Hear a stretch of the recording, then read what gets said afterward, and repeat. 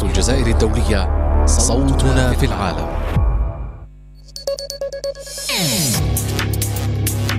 استمعوا إلينا لنقل المعلومات من مصادرها الرسمية وتفسير حي للأحداث في حصص تحليلية مميزة. إذاعة الجزائر الدولية صوتنا في العالم. With Radio Algeria International, you will not miss a single major political or economic event. Radio Algeria International, our voice in the world.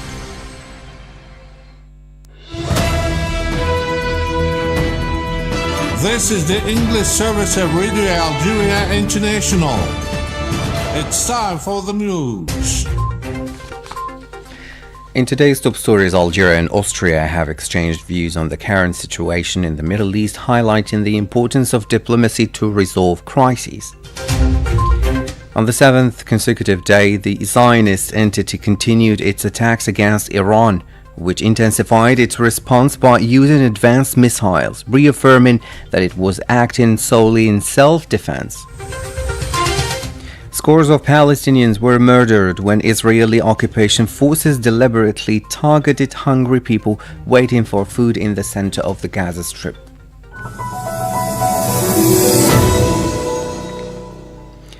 Hello and welcome to Radio Algeria International. I'm Jamal Slimani. The Minister of State in charge of Foreign Affairs, National Community Abroad and African Affairs, Mr. Ahmed Attaf, has received a phone call from the Minister for European and International Affairs of the Republic of Austria.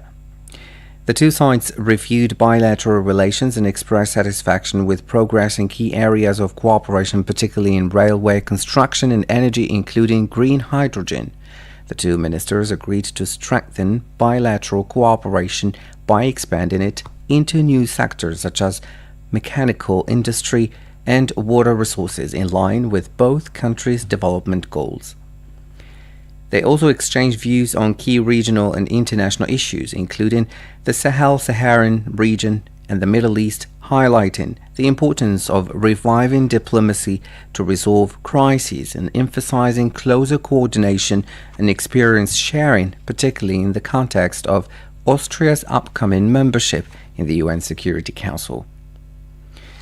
Mr. Ahmed Attaf has received also a telephone call from the Deputy Prime Minister in charge of Foreign Affairs and Expatriates of the Hashemite Kingdom of Jordan, Ayman Safadi. The two ministers exchanged views and analyses on the consequences of the ongoing Zionist aggression against Iran, expressing their deep concern at the serious escalation of the situation in the region. They also reiterated their condemnation of this aggression and called on the UN Security Council to take urgent measures. Today, Thursday, for the seventh consecutive day, the Zionist entity continued its attacks against Iran, which intensified its response by using advanced missiles, reaffirming that it was acting solely in self-defense. Iranian Foreign Minister Abbas Araghchi, in a message posted on social media, outlined his country's position on the Zionist aggression while reaffirming the peaceful nature of Tehran's nuclear program. Araghchi said in his message, Iran is acting solely in self-defense. He insisted that Iran will continue to exercise its right to self-defense with pride and courage, and will ensure that the aggressor regrets and pays for its grave mistake. The Iranian minister also stressed in his message that unlike the Zionist entity, Iran remains committed to diplomacy. On the nuclear issue, the Iranian foreign minister reiterated that his country has never sought and will never seek to acquire nuclear weapons. As a reminder, Araghchi recently accused Israel of seeking to derail nuclear negotiations with the United States by attacking his country. For his part, the Iranian deputy foreign minister stated on Thursday that all options are open in the event of an escalation of the Zionist aggression against his country. For his part, Supreme Leader Ayatollah Ali Khamenei said on Wednesday that his country will not surrender and firmly opposes an imposed war, just as it will oppose and impose peace. On the seventh day of the aggression on Thursday, Iran fired a new salvo of advanced missiles at the Israeli cities as part of its Honest Promise 3 operation launched in retaliation for Israeli attacks. The Iranian army said it was targeting a Zionist military and intelligence base in particular.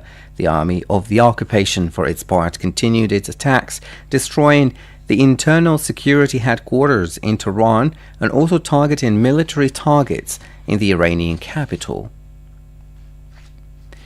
Now, the UN Secretary General Antonio Guterres has called for an immediate de-escalation of the Zionist aggression against Iran to establish a ceasefire, warning of the risks of expanding the conflict, condemned the civilian casualties, and stressed that diplomacy is the only solution, and urging all UN members to respect the UN Charter and international law. The details with Massaud.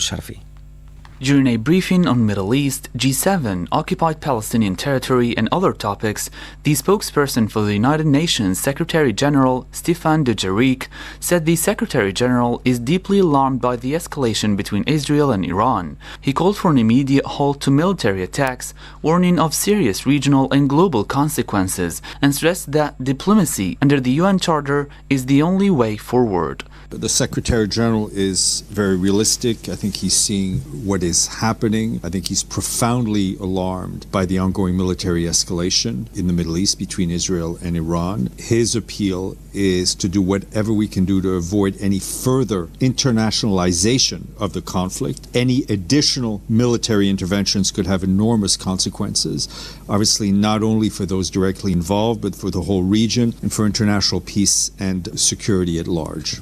The Secretary General is very clear. For him, all military attacks must stop now. He reiterates his call immediately to pursue de-escalation, leading to a ceasefire, avoiding at all costs the descent into a deeper conflict. For the Secretary General of the United Nations, diplomacy remains the best and only way to address concerns regarding Iran's nuclear program and regional stability in the region. For us, the framework remains the UN Charter. On Friday, the Zionist entity launched attacks against Iran, notably targeting its nuclear facilities.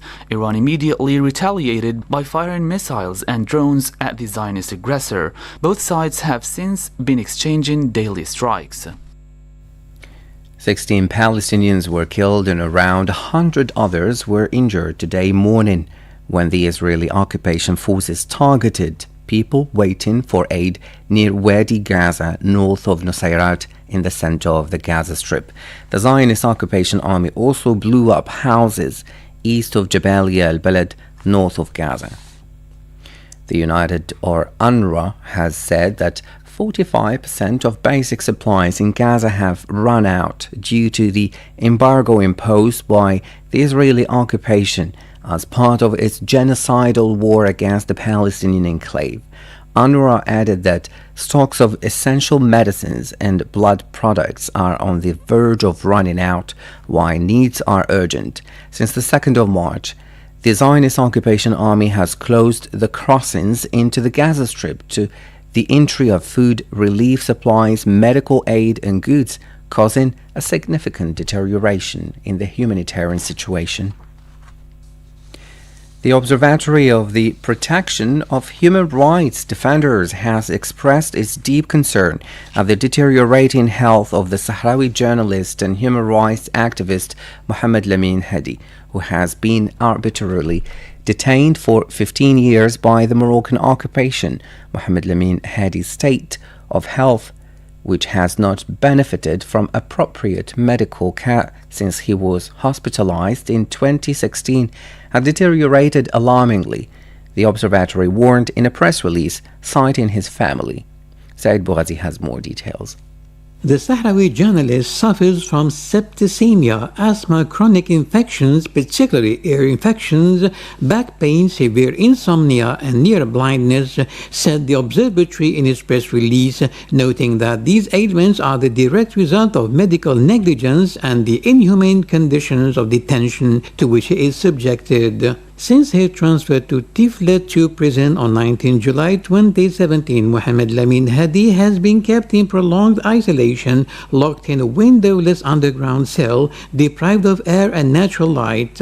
He receives poor quality food in insufficient quantities. On 13 January 2021, the Sahrawi detainee began a 63-day hunger strike to protest against his conditions of detention, which ended with forced feeding imposed by the prison administration. The observatory said that this situation is all the more worrying in that Mohammed Lamin Hadi has also been cut off from almost all contact with the outside world. Since his transfer to Tiflis 2 prison, he has been placed in an isolation cell with no human contact except his mother by telephone. In this respect, the observatory condemned the continued detention of Lamin Hadi, calling on the Moroccan authorities to immediately take the necessary measures to guarantee his safety, physical integrity, and psychological well-being, as well as to guarantee without delay his right to receive family visits and his legal advisors. It also called for an independent, exhaustive and impartial investigation into the acts of torture and ill treatment to which he was subjected in detention, and for those responsible for these acts to be prosecuted. Still with our African news, UN humanitarian officials have warned that the ongoing military conflict and outbreaks of disease are having a devastating impact on children in Sudan. Children account for nearly half of the 30 million people in need of humanitarian aid in Sudan, and half of the 12 million people displaced since the outbreak of civil war in April 2023. Said Bouazi tells us more again in this report. Children who are separated from their families or unaccompanied are exposed to increased risks of abuse, exploitation or trauma, said the UN Office for the Coordination of Humanitarian Affairs OCHA. With the conflict in Sudan continuing, the country's children are in urgent need of protection services. However, due to a lack of funds, less than 18% of children in need have received the support they critically need since the beginning of the year, according to the office. Disease is also taking a heavy toll on Sudan's children. Since cholera broke out in the country in July 2024, the Federal Ministry of Health has recorded more than 80,000 suspected cases and more than 2,000 deaths. This includes nearly 7,300 cases and more than 230 deaths affecting children under the age of 5, according to OCHA. Sudan is also facing a measles epidemic. Since the beginning of the year, more than 2,200 suspected cases, including 5 deaths, have been recorded in the country, with more than 60% of cases affecting children under the age of 5. UN partners working in the health sector are massively confronted with the measles epidemic. As with the response to cholera, however, efforts are hampered by a lack of data on cases of the disease, as well as severe shortages of medicines, medical supplies and trained personnel, according to OCHA. The office has called for an immediate cessation of hostilities and unimpeded humanitarian access so that the United Nations and its partners can step up support for children and other civilians who are desperately in need. You're still listening to Radio Algeria International. Stay tuned.